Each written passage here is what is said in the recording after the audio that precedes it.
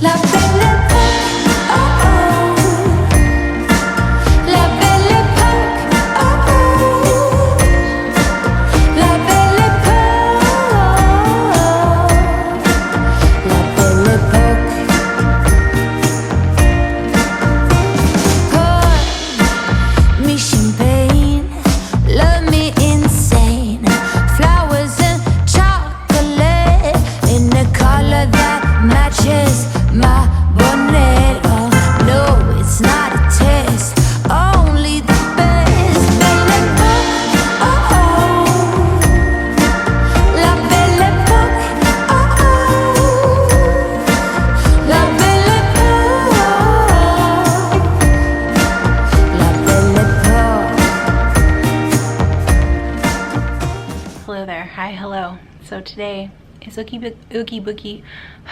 I thought I was never gonna have to say that word again, and here we are 2 years later getting ready to go to Oogie Boogie Bash. So currently I am in my hotel room and I am procrastinating because my costume involves a big fluffy furry coat, and no, I'm not Cruella, it's a faux fur coat, not Dalmatian, but it's a little bit after 5 o'clock and I just checked the temperature and it's like still about 93 degrees, and I've been hiding out in my hotel room waiting to go to Oogie Boogie Bash because I don't want to walk outside in my costume. I mean, I do, I'm really excited about my costume, but the party starts at 6.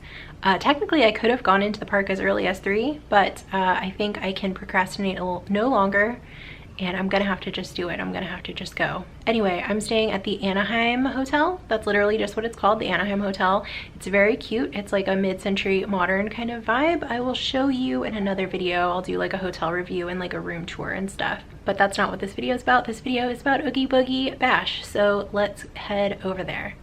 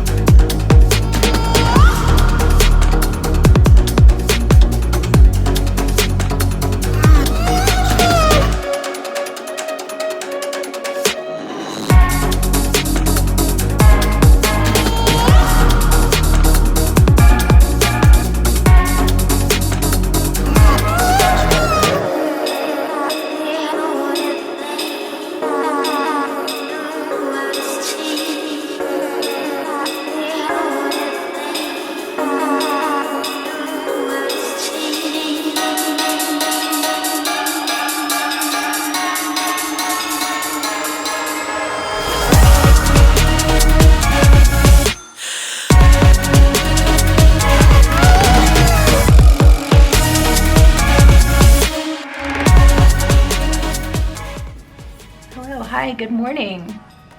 So it's a few minutes before 10 o'clock. Checkout is at 11, so I just wanted to come and talk to you for a minute. Part of my hotel room tradition is that I always bring a bath bomb from Lush, and I take a bath the last thing before I leave my room. The one I brought today is a dinosaur, and it's like matcha flavor, not flavor.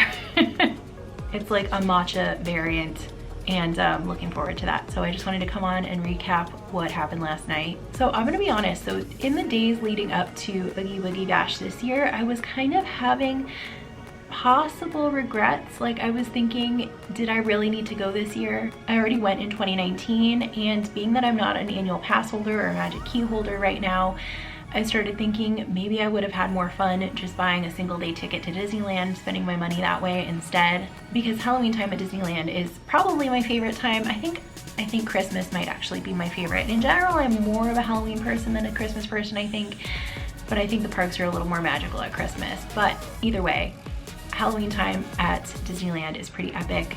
I haven't been yet. I mean, I just started a few days, like last week. I haven't been yet. I don't have any plans to go. I'm sure it will happen, but I started thinking maybe I would have rather done that instead of Oogie Boogie Bash. However, now that it's happened, I am glad that I went. I already went in 2019, so I have kind of experienced a lot of the stuff that they had going on, which is why I started thinking maybe I didn't need to go. But I think the fact that I've been before made this time a lot more enjoyable. It was very chill. It was very low-key, not low-key, although it was also very low-key. I feel like 10% of the population was dressed like Loki. There were a lot of gentlemen dressed like Loki last night, and I didn't see the appeal of Loki. I know a lot of people really liked him.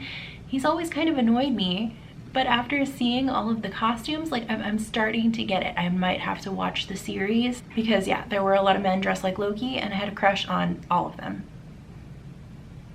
Anyway, because I have done this event before, last night I didn't put any pressure on myself to do everything. Like in 2019, I was like looking at the map, looking at the list, the schedule, and I was like, I have to do as much of this as I possibly can. But because I've done it before, this year I just kind of did what I felt like in the moment. So when you walk in, they give you this treat bag, they give you your map, and they give you a treat bag. And I did not collect a single piece of candy or snacks yesterday. This bag will definitely get used though. I've been using the one from 2019 for Bruce's like shampoos and stuff when I take him places. That makes him sound really high maintenance. Sometimes I go to the self-wash at the pet store. Sometimes I go to my parents' house to give him a bath. So I've been using the 2019 bag, and it's looking a little ragged. So I'll swap it out for this one. But anyway, yeah, I didn't do any. I did a couple of treat trails. I did the Mad Hatter just as he was leaving. He was one of my favorite ones from 2019. I also did the Dr. Facilier treat trail, who he is one of my favorite characters, villains now. When I watched Princess and the Frog, I didn't really have a feeling about him one way or another, but once I started seeing him as a walk around character in the parks, like I'm not big into face characters. Like I don't usually go meet face characters. It's a little bit awkward, but I think Dr. Facilier, like he puts on a show. And I mean that for like the walk around characters, the parades, the treat trails. Like Dr. Facilier is out here doing the most. So if you get a chance to see him or do something like this, do it. So you might remember from yesterday that I was afraid to leave my hotel room because it was too hot. It wasn't as bad as I expected. It was still pretty hot. Weirdly enough, I think the hottest part of my costume were the gloves. I noticed a definite change in temperature when I was taking my gloves off and on. But the downside of getting to the event later was that I didn't get to eat beforehand. Like in 2019, I did show up early so I could have dinner before the actual event started because I was trying to fit so much stuff into that, 5-hour period. But yeah, like I said, this year it was a lot more chill. I just kind of did what I wanted to do. The first thing I wanted to do was ride Guardians of the Galaxy Monsters After Dark, which, okay, if you have rides that you want to go on, this is a great time to do it if you're not in a rush to get everything else, all of the special event things done. A lot of the rides are walk-on, so you don't have to wait in long lines like you normally did. I also did Radiator Springs Racers, which it's one of my favorite attractions in DCA, but I didn't get to do it last time because the line never dropped below like 2 hours. And single rider wasn't open at that time. It's open now, but even if I didn't do single rider, I think the queue was not very long. Anyway, the mistake that I made that I wanted to share with you is the first thing that I did was go to Guardians, and if you go right at the time the event starts, you're still gonna have a couple of people, well, more than a couple of people, you're still gonna have people in the line who just haven't left the park yet, because if you're in a queue at the time that the event switches over from regular park guests to event guests, like they're not kicked out immediately. Like they're able to finish what they're doing and then leave. So I was checking wait times in the Disneyland app, and I saw that the wait time for Guardians was like 85 minutes. And so I was like, okay, that's still a park guest. I don't want to get in line yet. And then I saw the app change a lot of the attractions. It didn't even show a wait time. It was just like a dash. Like there was no minutes showing. And so I thought, okay, that is the changeover happening. I'm gonna head over there now. But it turns out I was one of the last people in line for like the regular park guest entry. I think I got in line like a couple minutes before 6 o'clock. So the line wasn't too bad. I wanna say, I wish I paid more attention to the time, maybe 30 minutes. It definitely wasn't 85 minutes, but if you want to get one of those short wait times, probably don't go right when the event starts, maybe wait a little bit. So after Guardians, I walked around, I took a couple of photos. I think I might have started to look at the treat trails. I think that's when I saw Sid.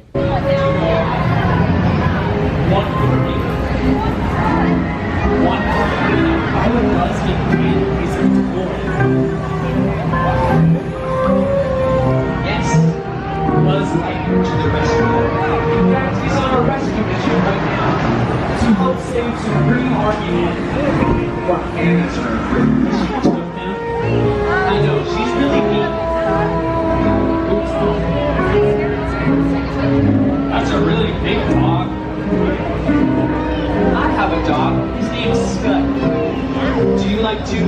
cheer toys.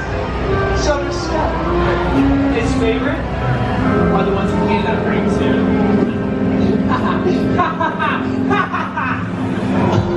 And then I realized that I was super hungry and also thirsty, and I went to the Electric Lounge, which was formerly known as the Studio Catering Truck. I think this is just like a Halloween re-theme. And I got the plant-based nachos and the pineapple Jamaica agua fresca. Just in case you were wondering, I think the top two my favorite vegan options in DCA right now are those plant-based nachos and the vegan banh mi from Lucky Fortune Cookery. Last time I got the plant-based nachos though, they were not that good. I have seen a couple around that time. This was a few months ago, but people were saying that they were just not quite up to par, but this batch that I got last night was really, really good. I also really liked the drink that I got, and as I was sitting there drinking it and eating my nachos, I was like, I should have gotten 2 of these because I was super thirsty, and it was really good. I did end up, as I was leaving right before the truck closed, it closed at 9, which I'll come back to that, but I did order a second one, and the second one wasn't as good. And I don't know if it's just because I wasn't as thirsty, but it kind of gave me that feeling. Okay, if you are a person who likes dill pickles, you might know what I'm talking about, but do you ever like go and get a pickle out of the jar and you eat it and you're like, wow, that was amazing, I want another one, and then you have another one and it's just not as good? And I think the reason is because it's just a very specific flavor. So when you eat the second one, it's like you were craving the first one, and then you're like, this isn't what I wanted. So the second one just can't compete with the first one. It just didn't have a chance because it's different. So I think that is what happened with this beverage. Today is a weird day. I'm like talking about weird things. I just went on my Instagram stories talking about like the origins of Alvin and the Chipmunk, which if you've ever wondered why 3 chipmunk children were adopted by a human man and you don't know, go Google it. It's fascinating. Go ahead, I'll wait. Oh, another thing I was going to mention, I realized I left you hanging when I said the Studio Catering Truck closed at 9.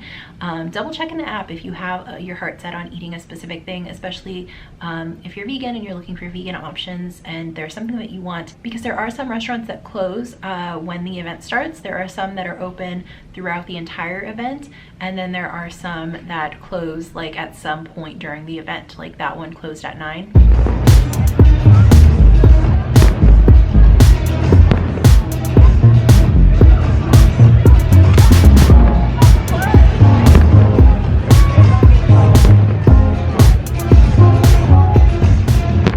Another tip about dining I would have is that if you wanted to eat at Lamplight Lounge, this might be a good time to do it, because I checked in the app and there was like a 10-minute wait for walk-ups. And I know Lamplight Lounge reservations can be pretty hard to come by, so if you wanted to do that and haven't been able to get a reservation, this might be a good time to do it. Okay, so I think I need to wrap this video up. A couple more things that I did. I did Villains Grove. The line for that can be really intimidating. The line that I got in last year, well 2019, I thought was very long, and I remember the wait feeling longer last year than it did this year. Like the line was shorter, but I feel like the wait was longer, and that could also be just because I was putting more pressure on myself to do everything. So like a 20 or 30 minute line felt like I was like wasting time kind of. Last night though, the line actually went all the way down basically to Soren, like you know where that plane is outside, and then it like wrapped back around. And the portion that wrapped around, this is like where I got in line, I think was where that big bear man is by the Rapids thing. How long have I been going to Disneyland? It's called Grizzly River Run. That is where the bear thing, that's where I got in line. And a cast member there told me that the line he was expecting would be like 45 to 50 minutes. But I think it ended up being more like 25, maybe 30 at max. I want to say, I think it was maybe even more like 20 to 25, honestly. It moved quickly. It's kind of like Pirates. I mean, it's a walk-through thing, so people are constantly moving. There are some areas in Villains Grove where people will stop and take video or pictures, or just kind of wait because it's like a projection thing. They're waiting to see like that full like rotation sequence thing. I feel like I'm not explaining that very well, but they're waiting to see the thing in each area that's supposed to happen. That didn't come out any better. Anyway, I was second guessing doing Villains Grove last night because I thought the line was going to be so long, but I'm glad that it moved a lot quicker than it did. I'm also glad that I did it because I do have like a video of Villains Grove in 2019, and I'm like, do I really need to do it again? I can just watch the video. But I think one of the best parts, one of my favorite parts about Villains Grove is there's also a lot of smells, which you don't get that on video. So for example, like the Alice in Wonderland Queen of Hearts, there's like a section with roses, which visually is really nice, but it also smells like roses. And then there's a scene later where you're like in the forest and there's all these like sparkles and like dewdrops. I'm not really sure what the illusion is supposed to be, but it looks really nice and it smells really fresh, like a forest. I mean, I guess it's supposed to smell like a forest. I don't really know. It smells good.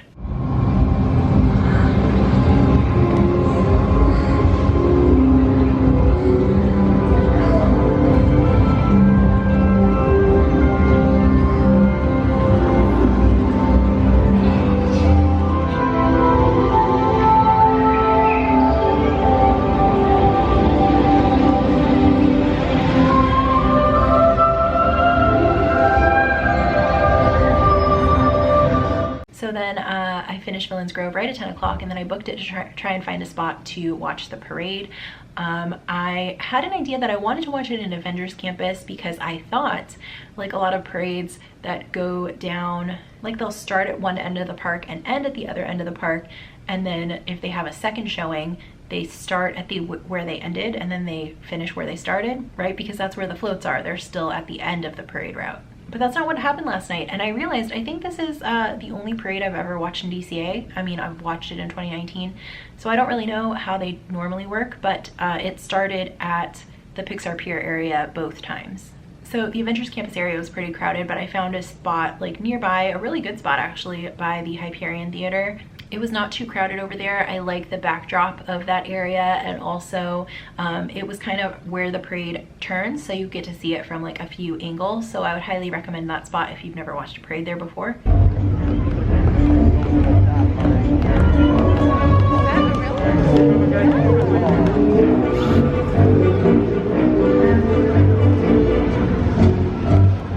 There we go.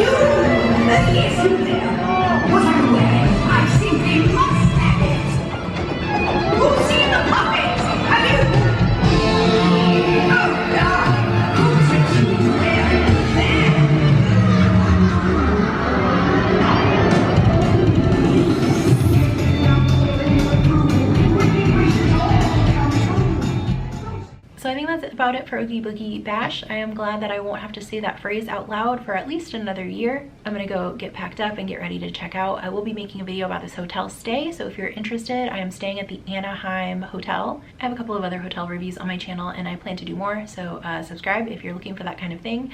If you're looking for more Vlogtober, subscribe for that too, and I will see you tomorrow. Love